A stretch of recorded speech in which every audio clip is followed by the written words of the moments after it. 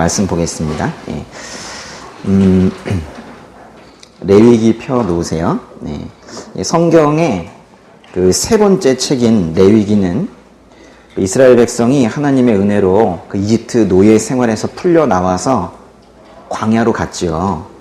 그 광야로 들어가고 1년 정도 지났을 때 그때의 기록입니다. 그러니까 레위기는 그 이름이, 책 이름이 레위 사람들과 관련된 것들, 뭐 이런 뜻이에요. 레위 사람들과 관련된 것들. 근데 원래 그런 뜻이지만 그렇다고 해서 레위기가 레위 사람들이 맡았던 어떤 제사장들에 대한 내용만 다루는 책은 아닙니다. 레위기는 그거보다 훨씬 더 깊고 큰 내용을 다루고 있어요. 또 레위기는 종종 사람들에 의해서 그 율법 규정 아니야, 법들만 잔뜩 있어, 또는 제사 얘기만 잔뜩 있어, 뭐 이런 오해를 받기도 하는데요. 레위기는 그것보다도 훨씬 더 넓고 깊은 그런 내용을 담고 있습니다. 레위기는 무슨 얘기일까요? 읽어보셨습니까? 레위기? 예.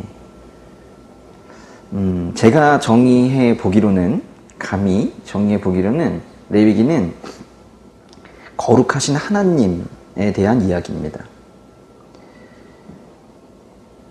거룩하신 하나님에 대한 이야기, 그게 레위기인데요. 레위기 11장 펴보세요. 레위기 11장 45절. 내가 너희를 이집트로부터 인도해 너희 하나님이 된 여호와이기 때문이다. 그러므로 너희는 거룩하라. 내가 거룩하기 때문이다. 죄악과 섞이지 말고 거룩하게 살라고 지금 하나님께서 명령하시는 거예요. 이렇게 레위기는 거룩하신 하나님 이야기인데, 거룩하신 하나님뿐만이 아니라 그 거룩하신 분을 따르는 하나님의 거룩한 백성에 대해서도 관심을 가지는 책이 바로 레위기예요. 말하자면 거룩하신 하나님과 거룩한 백성에 대한 이야기입니다. 레위기는 총 27장까지 있는데요. 16장까지는 뭐 번제, 속죄제, 속건제와 같은 제사 의식을 다루고, 17장부터 끝까지는 사람이 살아가는 데 필요한 윤리, 도덕 이런 것들을 다룹니다. 17장부터 뒤쪽으로는 도덕법이에요. 오늘 이제 그 중에서 20장을 보겠는데요. 레위기 20장 전체를 다 보겠습니다. 1절부터 27절까지. 좀 긴데 이걸 좀 한번 같이 읽어보려고요. 한 절 한 절 우리 교독하도록 하겠습니다. 제가 먼저 읽을게요. 여호와께서 모세에게 말씀하셨습니다. 이스라엘 백성들에게 이렇게 말하여라. 누구든지 이스라엘 사람이든 이스라엘에 사는 외국 사람이든 자기 자식을 몰렉에게 바치면 그를 죽여야 한다. 그 땅의 백성이 그를 돌로 쳐 죽여야 한다. 내가 내 얼굴을 그 사람에게 돌릴 것이며 그를 그 백성들 가운데서 끊어낼 것이다. 이는 그가 자기 자녀를 몰렉에게 내주어 내 성소를 더럽히고 내 거룩한 이름을 모독했기 때문이다. 그가 자식 야식을 몰렉에게 바치는데도 그 땅의 백성이 그의 행위를 외면하고 그를 죽이지 않으면 내가 내 얼굴을 그와 그 가족에게서 돌릴 것이며 그들을 그들의 백성 가운데서 끊어낼 것이다. 그와 그를 본받아 몰렉에게 음행을 행한 모든 사람들에게 마찬가지로 행할 것이다. 누가 신접한 사람들과 무당들에게 돌아가서 그들을 따라 음행을 행한다면 나는 내 얼굴을 그 사람에게서 돌릴 것이며 그의 백성 가운데서 그를 끊어낼 것이다. 너희는 자신을 따로 구별해 거룩하게 하라. 내가 너희 하나님 여호와이기 때문이다. 너희는 내 규례를 지켜 행하라. 너희를 거룩하게 하는 여호와다. 자기 부모를 저주하는 사람은 죽여야 한다. 그가 자기 부모를 저주했으니 그 죽음의 책임이 그에게 있다. 어떤 남자가 이웃의 아내와 간음했다면 간음한 남녀 모두는 죽어야 한다. 계모와 성관계를 맺은 사람은 자기 아버지와 성관계를 맺는 것과 같다. 두 사람 모두 죽어야 한다. 그들의 죽음의 책임이 그들에게 있다. 어떤 남자가 며느리와 성관계를 맺었다면 그들 모두는 죽어야 한다. 그들은 사악한 일을 저지른 것이다. 그들의 죽음의 책임이 그들에게 있다. 어떤 남자가 여자와 성관계를 맺듯이 남자와 성관계를 맺었다면 그들 모두 가증한 일을 저지른 것이다. 그들은 죽어야 하며 그들의 죽음의 책임이 그들에게 있다. 한 남자가 자기 아내와 장모와 성관계를 맺었다면 그들 모두를 불로 태워야 한다. 그래야 너희 가운데 그런 사악함이 없어질 것이다. 어떤 남자가 짐승과 성관계를 맺었다면 그는 죽어야 하며 너희는 그 짐승도 죽여야 한다. 어떤 여자가 짐승과 가까이에 성관계를 맺었다면 여자와 그 짐승들을 죽이라. 그것들은 죽임당해야 할 것이다. 그들의 죽음의 책임이 그들에게 있다. 어떤 남자가 자기 누이나 배다른 누이나 씨다른 누이와 결혼해 성관계를 갖고 같이 살았다면 그것은 수치스러운 일이다. 그들은 동족들의 눈앞에서 끊어져야 한다. 그가 자기 누이와 성관계를 했으니 그는 자기 죄의 책임을 져야 할 것이다. 어떤 남자가 생리적인 여자와 성관계를 맺었고 그와 그녀의 성관계를 통해서 그녀의 피 근원이 드러났다면 그들 모두는 그들의 백성들 가운데서 끊어져야 한다. 내 이모나 고모와 성관계를 맺지 마라. 그것은 가까운 친척을 벌거벗기는 것과 같다. 그들은 그들의 죄의 책임을 져야 한다. 백모나 숙모와 동침했다면 그것은 백부나 숙부와 성관계를 맺은 것과 같다. 그들은 자신들의 죄에 대한 책임을 져야 할 것이다. 그로 인해 그들에게는 자녀가 없을 것이다. 한 남자가 자기 형제가 살아있는 동안에 형제의 아내와 동침했다면 그것은 그가 자기 형제와 성관계를 맺는 것과 같다. 그러므로 그들에게는 자녀가 없을 것이다. 그러므로 너희는 내 모든 규례와 법도를 지키고 행하라. 그러면 내가 너희에게 주려는 땅이 너희를 토해내지 않을 것이다. 너희는 내가 너희 앞에서 쫓아내는 민족들의 관습을 따라 살지 말라. 이는 그들이 이런 모든 일들을 저질렀기 때문에 내가 그들을 미워했다. 그러나 내가 너희에게 너희가 그들의 땅을 차지할 것이다. 내가 그것 곧 젖과 꿀이 흐르는 땅을 주어 너희로 하여금 소유하게 했다라고 말했다. 나는 너희를 민족들에게서 구별한 너희 하나님 여호와다. 그러므로 너희는 동물들도 정결한 것과 부정한 것으로 새들도 정결한 것과 부정한 것으로 구별해야 한다. 너희는 내가 너희가 부정하게 되지 않도록 구별해 놓은 짐승이나 새나 땅에 기어다니는 그 어떤 것으로 인해 너희 자신을 불결하게 만들지 말라. 나 여호와가 거룩하고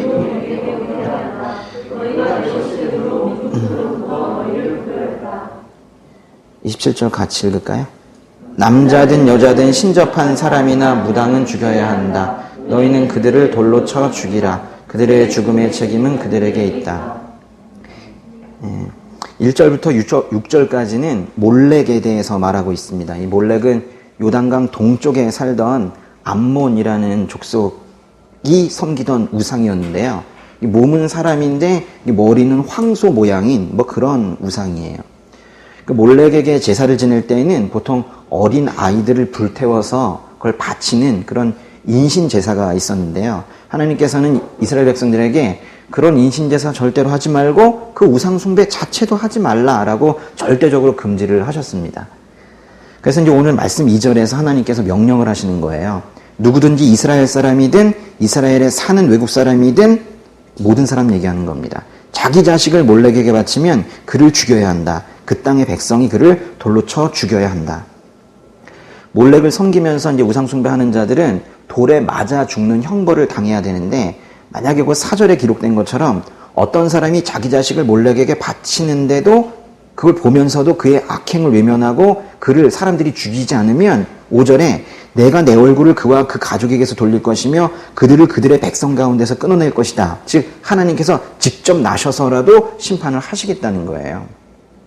그리고 7절 8절에서 거룩하신 하나님에 대해서 다시 선포가 되는데요. 7절에 너희는 자신을 따로 구별해 거룩하게 하라. 내가 너희 하나님 여호와이기 때문이다. 너희는 내 규례를 지켜 행하라. 나는 너희를 거룩하게 하는 여호와다 하셨는데요. 8절 말씀이 놀랍습니다. 하나님께서는 그 백성들에게 너희들 스스로 거룩하라 이렇게 명령만 하실 뿐만이 아니라 8절에 보시면 그 백성들을 거룩하게 하신대요. 거룩하게 하셔서 마침내 그들을 거룩한 백성으로 만드신다는 거예요. 죄인들을 거룩하게 하셔서 인간답게 살 수 있게 만드시겠다는 거예요. 단순히 명령만으로 끝나시는 것이 아니라 우리의 그 유약한 부분을 아시기 때문에 하나님께서 우리를 인간답게 거룩하게 그렇게 살 수 있도록 그렇게 만들어 주시겠다는 거예요. 그렇게 만들어 주실 수 있는 유일한 분이 하나님 뿐이시라는 겁니다. 9절부터 다시 사형에 처해질 죽을 그 죄들이 나오는데요. 9절에 보면 자기 부모를 저주하는 사람은 죽어야 한다. 그가 자기 부모를 저주했으니 그 죽음의 책임이 그에게 있다. 할 말이 없다는 거예요. 자기가 부모를 저주해서 죽었다면 그것에 대해서 변명할 여지가 없다는 거예요. 여기에 쓰인 이 저주한다라는 표현은 그 원어적인 의미가요. 어떤 대상을 가볍게 여긴다는 거예요. 부모님을 저주한다는 것은 그 부모를 가볍게 여긴다는 거예요. 혹시 부모님을 가볍게 여기고 계시진 않으세요? 부모님을 가볍게 여기는 거, 이게 바로 부모를 저주하는 겁니다. 부모를 저주한다는 것은 부모님을 무시하거나 홀대하는 것뿐만이 아니라 부모님을 공경하지 않는 것도 여기에 다 포함이 되는 거예요. 잠언에 이르기를, 잠언 20장 20절에 자기 부모를 저주하는 사람은 자신이 암흑 속에 있을 때 그 등불이 꺼질 것이다 라고 말을 했어요. 부모를 저주하면 등불이 꺼질 거라는 거예요. 등불이 꺼진다는 것은 죽는다는 건데요. 부모를 저주하는 사람은 생명이 끊어진다는 겁니다. 즉 장수할 수 없다는 거예요. 구약 성경에서 장수, 오래 사는 것은 하나님께서 주시는 복의 대표적인 형태인데 부모를 저주하는 사람은 그런 복을 누릴 수 없다는 거예요. 잠언 30장 17절에는 아버지를 조롱하고 어머니에게 순종하는 것을 비웃는 사람은 골짜기의 까마귀들이 그 눈을 파낼 것이요 독수리 새끼가 그것을 먹을 것이다. 골짜기의 까마귀들이 눈을 파내고 독수리 새끼가 그것을 먹는다는 이런 잔인한 표현은 바로 저주를 의미하는 건데요. 아버지를 조롱하고 어머니에게 순종하는 것을 비웃는 사람은 곧 저주를 받을 거라는 거예요. 부모님을 혹시 조롱하고 계시진 않으세요? 배운 게 없으시다고, 또는 경제적인 능력이 없으시다고, 이제 연로하셔서 몸이 불편하시다고, 또는 오랜 투병으로 인해서 가족에게 짐이 된다고 부모님을 멸시하고 계시지는 않냐는 거예요. 신명기 21장 18절에서 21절에 만약 한 남자에게 아들이 있는데 그가 마음이 고집스럽고 반항심이 있어 자기 부모에게 순종하지도 훈계할 때 귀 기울이지도 않는다면 그 부모는 그를 잡아다가 성문 앞으로 장로들에게 데려가서 장로들에게 말하라. 이 아이는 우리 아들인데 마음이 고집스럽고 반항적입니다. 우리에게 순종하지 않습니다. 방탕한 데다가 술꾼입니다. 그러면 그 성의 모든 남자들이 그를 돌로 쳐 죽이도록 하라. 너는 그런 악한 사람들을 너희 가운데서 제거하라. 그러면 온 이스라엘이 그 말을 듣고 두려워할 것이다. 이렇게 구약의 율법에서는 고집스럽고 반항적이고 방탕한 자식은 동네 장로들에게 말한 후 죽일 수 있었습니다. 이렇게 성경은요, 부모님에 대한 공경을 선택사항으로 말하지 않습니다. 부모님에 대한 공경은 의무다. 절대적으로 지켜야 될 일이다. 라고 말하고 있어요. 이것은 우리 전통적인 어떤 민족 정서상의 그와 비슷하긴 하지만 똑같지는 않습니다. 전통적인 효 개념은 유기적인 질서에 기반을 두고 있죠. 부모와 자식 간의 친함이 있어서 부모는 자식을 사랑하고 자식은 부모에게 효도해야 한다는 부자유친, 그리고 어버이는 자식의 근본이라는 부의자감, 이런 삼강오륜상의 효 개념은 우리 민족의 오랜 미덕이긴 하지만 여기에는 부모와 자식의 관계를 상하 종속적 관계로 전제하는 그 전제를 그렇게 하고 그 다음에 이야기를 이어가죠.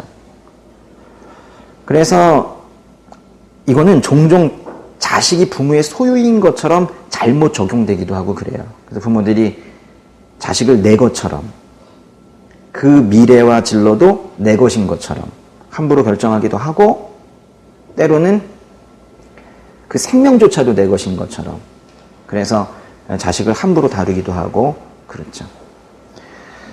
그러나 이제 성경에서 말하는 부모 자식의 관계는 위아래 개념이 아닙니다.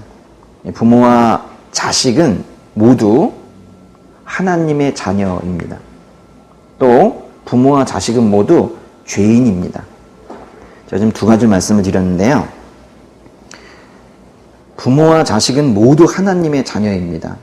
또 부모와 자식은 모두가 죄인입니다. 성경에서의 부모 공경은 바로 이 두 원리에 기초하고 있는데요. 그래서 이제 부모와 자식은 모두 하나님께서 그 백성을 바라보면서 가슴 아파하시는 것처럼, 긍휼한 마음으로 이 땅을 바라보시는 것처럼 부모와 자식도 서로를 그렇게 긍휼한 마음으로, 긍휼함으로 서로를 봐야 돼요. 그러나 이제 현실에서는 이제 부모와 자식이 서로가 서로에게 많은 기대를 합니다. 그러나 부모는 자식의 기대만큼 수용적이지도 못하고 마음이 넓지 못하고 능력도 크지 않습니다. 또 자식은 부모가 기대하는 만큼 순종적이지도 않고 순수하지도 않아요. 그러다 보니까 이 서로의 기대가 충돌을 하면서 서로가 늘 실망하죠. 그리고 이제 그 정도가 심해지면 서로가 서로에게 큰 상처를 주는 경우도 생깁니다. 그래서 어떤 가정에서는 그것으로 인해서 아주 오랜 시간 대화가 끊기기도 하죠. 그래서 이제 성경에서 이 부모를 공경한다는 것은 즉 성경적인 효가 따로 있는 건데요. 성경적인 효는 이걸 실천하려면 부모님을 잘 보셔야 돼요. 부모님도 죄인이고 부모님도 부족한 존재라는 것을 인정을 해야 성경적인 효를 할 수 있어요. 아, 저분도 부족하구나 이래서 무시하라는 게 아니라 부모님의 부족한 부분을 봐야 그 부족한 부분에 대해서 실망만 할 것이 아니라 자식들이 점점 장성하게 되면, 여러분 많이 크셨잖아요. 그죠? 이렇게 장성하면서 부모님의 필요를 미리 좀 살펴서 채워드려야 한다는 거예요. 또 부모님의 아픔이 무엇인지 이제 좀 나이 좀 들었으면 눈치껏 알아서 보듬어 드리라는 거예요. 이 모든 것들은 다 하나님의 시선으로 이루어져야 됩니다. 그러니까 자식의 입장에서 부모를 보는 것이 아니라 하나님의 시선으로 부모님을 봐야 된다고요. 그러니까 하나님의 말씀을 공부하지 않으면 이런 기본적인 것조차 몰라요. 이런 기본조차 모르고 있는 자식들은 그저 부모에게 받으려고 해요. 나이가 들어서도 그냥 받으려고만 해요. 그러면서 이러죠. 그래도 아빠인데, 그래도 엄마인데 이 정도는 해줘야지. 늘 받으려고 하죠.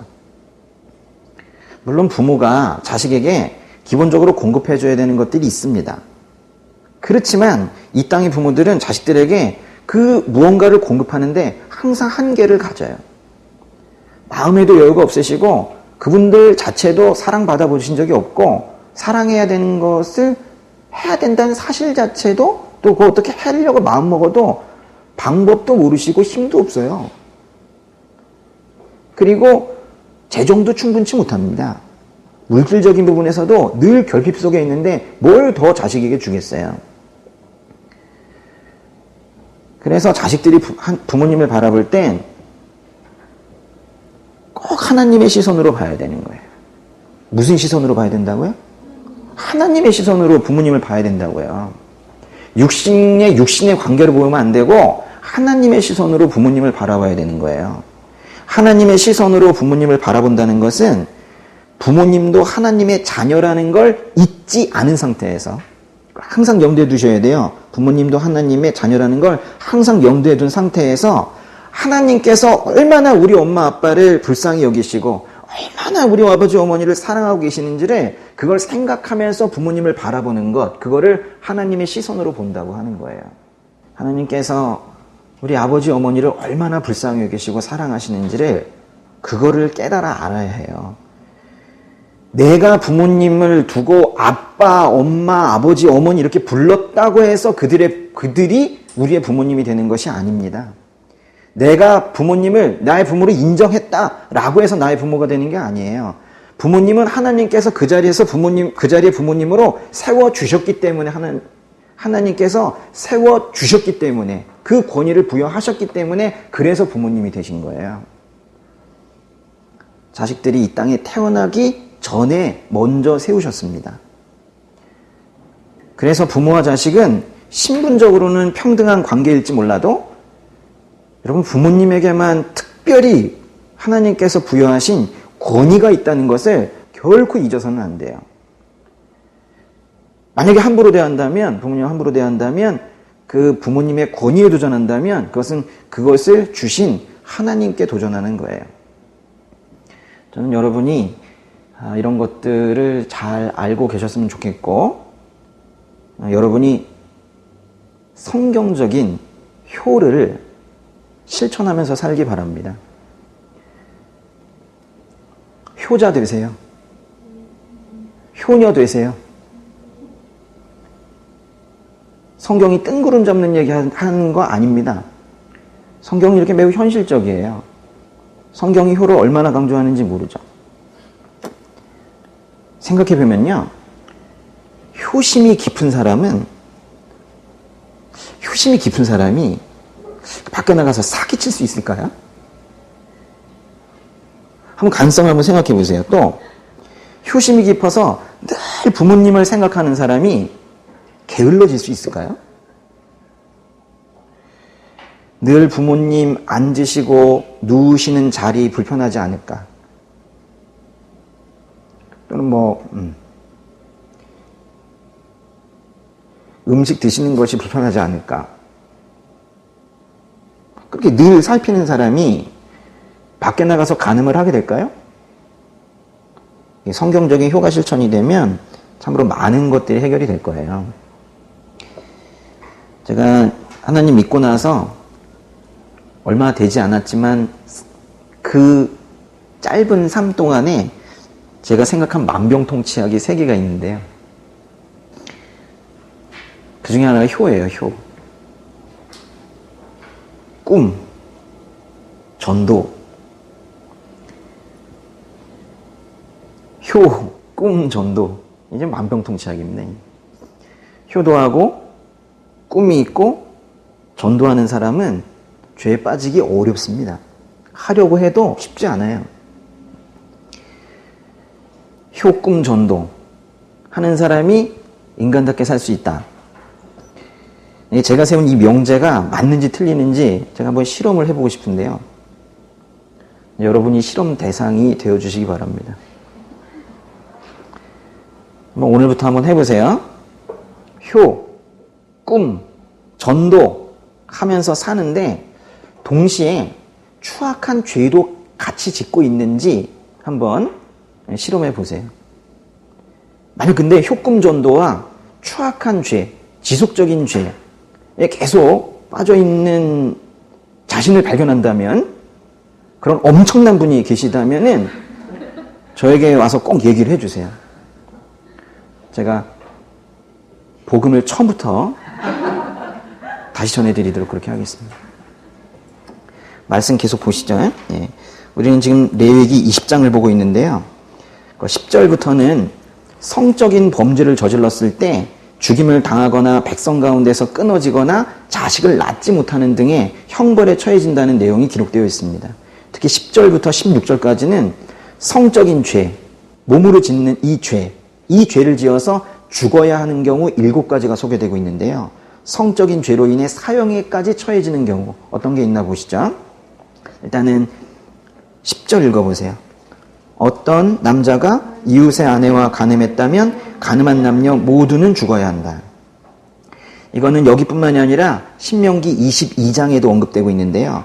신명기 22장에서도 간음한 자들은 모두 죽이고 심지어 강간을 한 자도 반드시 죽이라 이렇게 하고 있습니다. 우리나라는요. 2015년에 얼마 안 됐죠. 2015년에 간통죄가 폐지가 됐습니다. 그래서 성적으로 문란해도 괜찮다는 그런 사회적인 분위기를 공식적으로 만들었어요.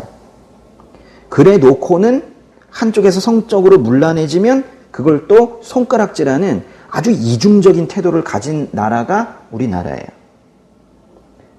좀 다른 나라 얘기할 필요 없어요. 딴 나라도 그렇다 이런 얘기하면 안 돼요. 악을 따라갑니까? 그건 아니잖아요. 또 한쪽에서는 초등학생들에게까지 성적 자기 결정권이 있다고 하면서 그래서 무슨 캠프에서는 성교육 캠프에서 어린아이들에게 콘돔 사용법을 가르치면서 또 한쪽에서는 성범죄는 잔인하게 처벌해야 된다고 죽여라 이러면서 또 말하고 있는 나라가 우리나라예요. 뭔가 이상하지 않습니까? 또 계속 보시죠. 11절부터 보시면요. 계모와 성관계를 맺은 사람은 자기 아버지와 성관계를 맺는 것과 같대요. 두 사람 모두 죽어야 한다. 그들의 죽음의 책임이 그들에게 있다. 12절에 어떤 남자가 며느리와 성관계를 맺었다면 그도 죽여야 돼요. 14절에 장모와 성관계를 맺었다면 그들도 모두 죽여야 된대요. 모두 적절하지 않은 관계에서의 성관계는 다 죽여야 된대요. 13절은 뭔 얘기입니까? 어떤 남자가 여자와 성관계 맺듯이 남자와 성관계 맺었다면 가증한 일이고 그것도 모두 죽어야 한대요. 동성애자들도 모두 죽어야 한다는 거예요. 15절, 16절은요. 남자와 여자가 짐승과 성관계를 맺었다면 수간이라고 하죠. 이것도 다 죽어야 한다는 거예요. 여러 가지로 설명해 놨지만 그래서 여러분이 보면서 이럴지도 몰라요. 최소한 뭐 수간, 동생 이건 나랑 관계없다 이럴지 모르지만 왜 이런 이야기들을 쭉 지금 써놓고 있냐면 이 시들을 쭉 든 거예요. 이거를 갖다가 장모와의 관계는 나랑 상관없구나. 계모와의 관계는 나랑 상관없구나. 수간은 나랑 상관없구나. 지금 이걸 생각하는 게 아니라 한마디로 말하면 남편과 아내의 관계 이외에는 어떤 성관계도 허락이 안 된다는 걸 지금 말하고 있는 거예요. 또 마지막 27절에 보시면은 남자든 여자든 신접한 사람이나 무당은 죽여야 한다. 너희는 그들을 돌로 쳐 죽이라. 그들의 죽음의 책임은 그들에게 있다 했어요. 신접한 자나 무당들도 죽여야 한다고 말합니다. 죽은 혼을 부른다고 뭐 방방 뛰고 철렁철렁거리면서 또 점괘를 본다면서 방울을 흔들고 막대기를 흔들고 이런 사람들은 다 사형에 처해진다는 거예요. 우상숭배의 한 형태이기 때문에 반드시 죽여야 된다는 거예요. 더 정확하게 말하면 그런 것들은 마귀들의 장난에 놀아나는 것이기 때문에 죽여야 된다는 거예요. 이외에도 이 성경에는 죽어야만 하는 죄가 엄청 기록되어 있죠. 출애굽기에서는 누구든 사람을 쳐 죽이는 사람은 반드시 죽여야 된다. 즉 살인자는 사형에 처해야 된다는 것이고 누구든 남을 유괴해서 팔거나 또는 데리고 있거나 이런 사람도 죽여야 된다고 하고 있어요. 또 신명기에 가면 자기 형제 이스라엘 사람을 납치해서 종으로 대하거나 팔면 즉 사람을 납치, 유괴한 이런 사람들도 다 죽여야 된다고 얘기하고 있어요. 그리고 레위기 뒷부분에서는 여호와의 이름을 모독하는 사람은 죽어야 한다. 온 회중은 그를 돌로 쳐 죽여야 할 것이다. 라는 말씀도 있어요. 참으로 많은 이렇게 죽어야만 할 죄가 있는데요. 지금까지 말씀드린 이 율법에 따른다면 부모를 공경하지 않는 자식들은 돌로 쳐 죽여야 하고 간음한 자들도 돌로 쳐 죽여야 되고 강제적으로 성관계를 맺은 자들도 돌로 쳐 죽여야 되고 정상적이 아닌 관계에서 성관계 맺은 자들도 모두 죽여야 되고 무당도 살인자도 다 죽여야 되고 무엇보다 하나님의 이름을 모독한 자도 반드시 죽여야 합니다. 이 율법을 우리에게 그대로 적용하면 어떻게 될까요? 요한복음 8장으로 가보시죠.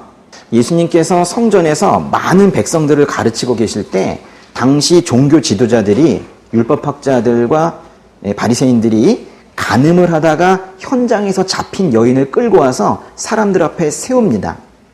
그리고 쭉 둘러싸죠.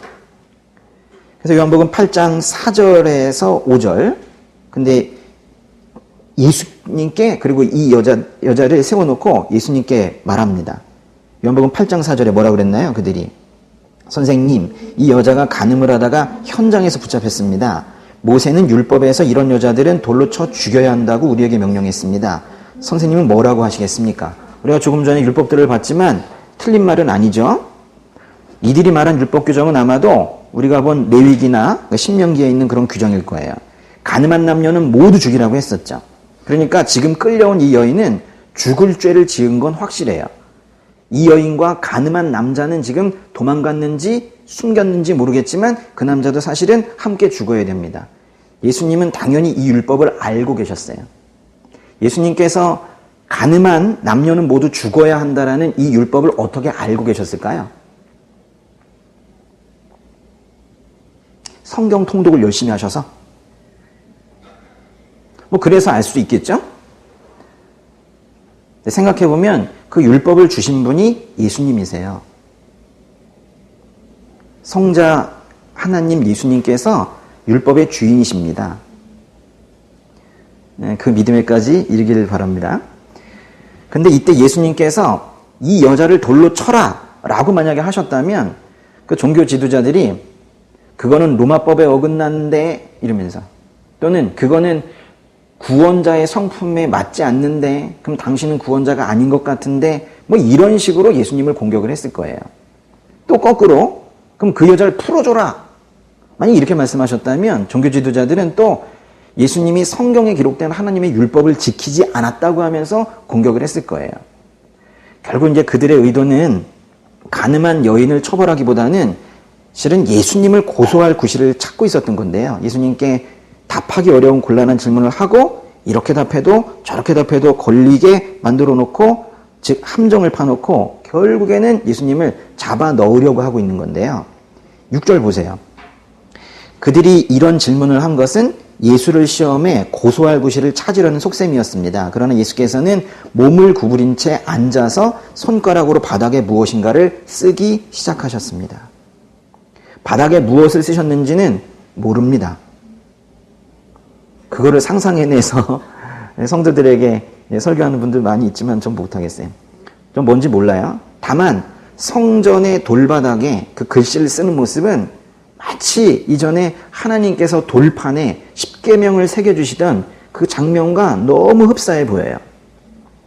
7절, 그들이 계속 질문을 퍼붓자 예수께서 일어나서 그들에게 말씀하셨습니다. 너희 가운데 죄 없는 사람이 먼저 이 여인에게 돌을 던지라. 8절, 그러고는 다시 몸을 굽혀 바닥에 무엇인가를 쓰셨습니다. 너희 가운데 죄 없는 사람이 있다면 그 사람이 먼저 나와서 이 여인에게 돌을 던지라고 말씀하시고 다시 바닥에 무엇인가를 쓰셨어요. 7절에서 말씀하셨고 8절에서 쓰셨어요. 두 가지를 하셨죠? 뭐 하셨어요? 말씀하셨고 쓰셨죠. 그러자 그것을 듣고 본 사람들의 마음에 죄가 드러나기 시작을 했습니다. 예수님의 음성과 예수님의 기록된 말씀은 이렇게 사람들의 양심을 자극하는 거예요. 그래서 사람들은 그 양심이 자극이 될 때 그게 명확하게 어떤 건지 잘 몰라요. 왜냐하면 말씀을 잘 모르기 때문에. 그렇지만 양심이 자극이 되는 건 알아요. 그래서 예수님 앞에만 서면 사람들이 발버둥을 치는 거예요. 예수님 말씀만 나오면 그렇게 거품을 무는 거예요. 컴컴한 곳에서는 자신의 얼룩이 드러나지 않는데 예수라는 빛이 비춰지니까 큰 오물뿐만이 아니라 작은 티끌까지도 다 드러나는 거예요. 그러니까 그 빛을 꺼버리고 싶은 거예요. 결국 사람들이 어떻게 했나 봐요. 9절에. 이 말씀을 들은 사람들은 제일 나이 든 사람부터, 이 말씀도 엄청 웃긴 얘기죠. 그렇죠? 제일 나이 든 사람부터 하나 둘씩 슬그머니 사라지기 시작했습니다. 결국 예수와 거기 홀로 서 있던 여인만 남게 됐습니다. 금방이라도 돌을 들어서 여인을 칠 것만 같았던 그런 사람들이 지금 자신들이 살면서 지었던 성적인 죄를 포함한 여러 죄들이 슬며시 떠오르니까 그 자리를 슬그머니 자리를 떠났다는 거예요. 여인을 이용해서 예수님을 공경에 빠뜨리려고 했던 얼마나 이 극악한 상황이에요. 그죠? 응? 그 여인을 이용한 것도 모자라 예수님을 공경에 빠뜨리려고 했던 아주 그냥 죄악으로 똘똘 뭉쳐져 있는 이 장면을 보란 말이에요. 그렇게 하려고 했었던 이 사람들이 너희 가운데 죄 없는 사람이 먼저 이 여인에게 돌을 던지라. 이 예수님의 말씀에 양심이 찔려서 지금 압도가 되어서 그게 뭔지는 잘 모르겠지만 거기 있으면 안 되겠다는 생각이 들었나 보죠. 그래서 자리를 뜬 겁니다. 율법학자들과 바리새인들이 가늠한 여인의 머리채를 잡고 그 성전 뜰로 들어올 때만 해도 아마 그들은 꽤나 정의로운 표정을 짓고 있었을 거예요. 우리가 뭐 잡았다는 거죠. 자신의 죄는 보지 못하고 그렇게 다른 사람의 죄만 드러내려고 그렇게 정죄하는 이 사람들, 예수님 시대에만 있었던 게 아니라 요즘 시대에도 많죠. 한국에 가득하죠. 저는 요즘 한국을 보면서 우려되는 부분이 한두 가지가 아니지만은 특히 한국인들의 그 잔인함, 그 잔인함이 아주 크게 우려가 돼요. 용서라고는 찾아볼 수가 없습니다. 누군가 한 명 이슈가 되기만 하면은 나쁜 짓을 했다 하면 그 사람을 다시는 일어설 수 없는 수준까지 그렇게 험담하고 깎아내리고 치욕스럽게 해야 직성이 풀리는 것 같아요. 그런 참담한 정서가 지금 한반도에 가득한데요. 그런 정서가 한반도에 지금 가득할 때 결국에는 그렇게 입에 독을 품고 그렇게 욕을 하던 그들 자신과 그 후손들이 결국 그렇게 당할 수 있다는 걸 모르는 거예요. 마태복음 7장으로 가보세요. 가슴이 너무 아픈 거예요. 응? 마태복음 7장 1절에서 5절 보세요. 같이 읽겠습니다. 이거. 마태복음 7장 1절부터 5절. 너희가 심판받지 아니려거든 심판하지 말라. 너희가 심판하는 그 심판으로 심판을 받을 것이며 너희가 저울질하는 그 저울질로 너희가 저울질 당할 것이다. 어째서 너는 내 형제 눈에 있는 티는 보면서 네 눈에 있는 들보는 깨닫지 못하느냐? 내 눈에 아직 들보가 있는데 어떻게 형제에게 내 눈에 있는 티를 빼주겠다라고 할 수 있느냐? 이 위선자야. 먼저 내 눈에서 들보를 빼내어라. 그런 후에야 내가 정확히 보고 형제의 눈 속에 있는 티를 빼낼 수 있을 것이다. 들보 큰 기둥 같은 게 자기한테 있는 거예요. 근데 남한테 있는 그 조그만 티는 보면서 자기 안에 있는 들보는 못 보는 거예요. 자신의 죄는 보지 못하고 다들 남들 욕하는데 집중하고 있는 거예요. 여러분 그 파우치라고 하죠? 파우치. 그거 하나씩 들고 다니고 있는 것 같아요. 파우치. 그 파우치 안에 뭐 들어있을까요? 이러면 돌멩이 하나씩 있죠. 그 안에 돌멩이. 언제든지 던질 수 있도록. 돌멩이 하나씩을 그렇게 휴대하고 다니는 거예요. 그러다가 이제 저기다 누가 소리 지르면 그냥 그 많은 사람들이 몰려들어서 그 돌멩이를 거기다 이제 집중 포화하는 거예요. 그 중에는 자기가 왜 던지는지도 모르면서 그냥 사람들이 그렇다니까 뭐 신문 방송이 그렇다니까 그냥 우 해가지고 그걸 휩쓸려서 급하게 파우치 열어가지고 돌멩이를 꺼내고 그냥 던지고 있는 거죠. 그럼 이제 한 사람은 집단 폭행을 당하게 되는 꼴이고 다시는 씻을 수 없는 그런 상처를 받게 됩니다. 죄 있는 걸 죄 없다라고 말한다는 게 아니에요. 법과 제도보다 돌멩이가 먼저 나가고 있어요. 이게 정상입니까? 꼭 집단적인 비난뿐만이 아니라 은밀한 곳에서 한 사람이 또 다른 한 사람에게 그렇게 또 매일같이 돌멩이를 던지는 경우들도 있어요. 계속 돌멩이를 던집니다. 돌 하나씩 들고 살고 있죠. 여러분 중에도 그런 분 있습니까? 매일 돌멩이 던지고 있는 분? 오늘 누구한테 던져볼까 오늘은 또 이러면서. 그러지 마세요. 돌멩이 내려놓으셔야 돼요. 돌멩이 내려놓으셔야 된다고. 사람들은 크게 착각하고 있는 게 뭐냐면 돌멩이를 던져서 세상을 바꿀 수 있다고 생각해요. 안 바뀝니다. 세상은 돌멩이를 던져서 바뀌지 않아요. 문제가 터질 때마다 돌멩이 던질 곳을 찾아서 그 목표물에 정확히 돌멩이를 내려 꽂는다고 해도 그거는 자신의 분노를 표출한 것 이상으로는 아무 의미가 없어요. 어떤 좋은 역량도 개선을 할 수 있는 어떤 영향력도 주지 못합니다. 돌멩이 들고 두리번거리면서 오늘은 좀 어디에 던져볼까 그렇게 분노에 차서 그러고 있을 시간에 거울 보세요. 거울. 자신이 누구인지 똑똑히 보시란 말이에요. 응? 자신이 얼마나 추악한 인간인지 그걸 모르니까 돌멩이 들고 다니는 거거든요. 로마서 7장 18절 보셔야 돼요. 지금 보시라고. 지금 로마서 7장 18절 같이 읽겠습니다. 나는 내 안 곧 내 육신 속에 선한 것이 거하지 않는 줄을 압니다. 원함은 내게 있으나 선을 행하는 것은 없습니다. 우리는 이렇게 악해요. 사도 바울의 이 고백이 우리 고백이 돼야 되는 거예요. 돌멩이 든 사람치고 자신이 깨끗하다고 생각하지 않는 사람이 없는 것 같아요. 말씀 마저 보시죠. 요한복음 10절에 8장 10절 요한복음 8장 10절 예수께서 일어나 여인에게 물으셨습니다. 여인아 그들은 어디 있느냐? 너를 정죄한 사람이 한 사람도 없느냐? 여인이 대답했습니다. 선생님 없습니다. 예수께서 말씀하셨습니다. 나도 너를 정죄하지 않겠다. 이제부터 다시는 죄를 짓지 마라. 당시의 율법 그대로 한다면 여인은 분명히 돌에 맞아 죽어야 할 죄를 졌어요. 죽어야 하는 게 맞습니다. 가늠하던 또 현장에서 잡혔기 때문에 어떻게 뭐 변명할 도리도 없어요. 그런데 예수님께서는 이 여인에게 나도 너를 정죄하지 않겠다.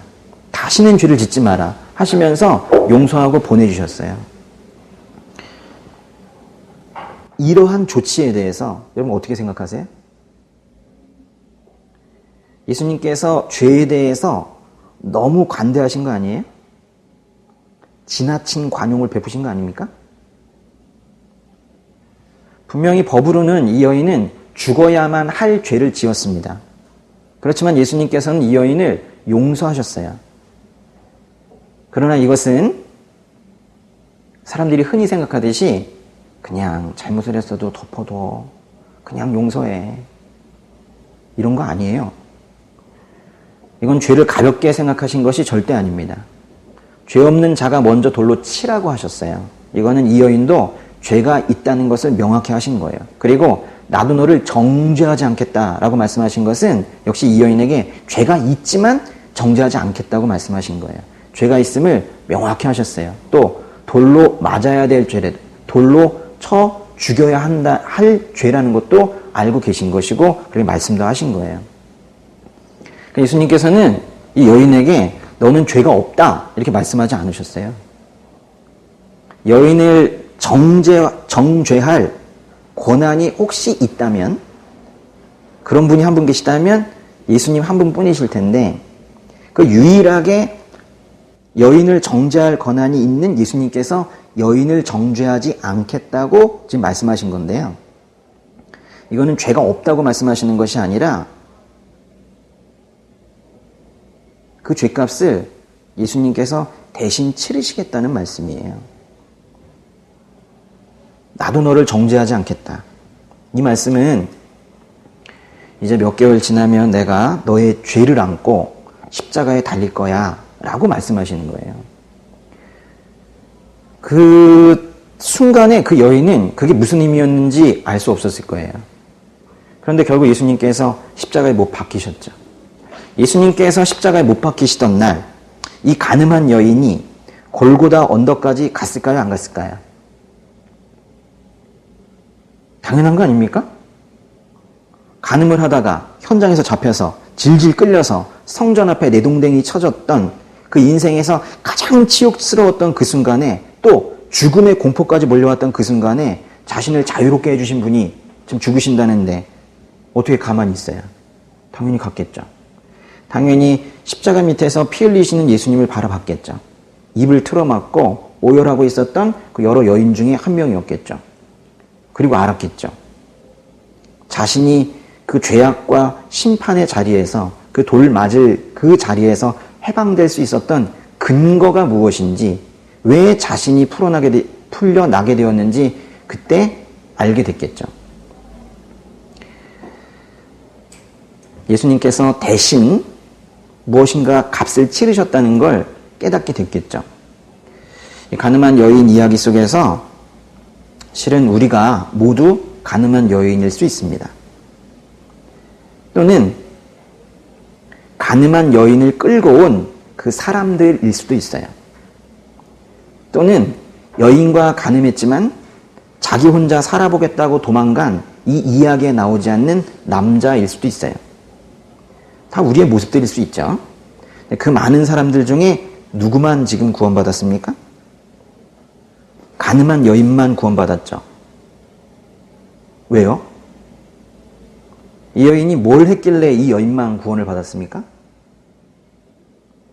실은 이 여인에게 돌을 던지려고 돌멩이 들고 있었던 그 사람들도 실상은 모두 가늠한 인생들 아닙니까? 의인은 없나니 하나도 없습니다.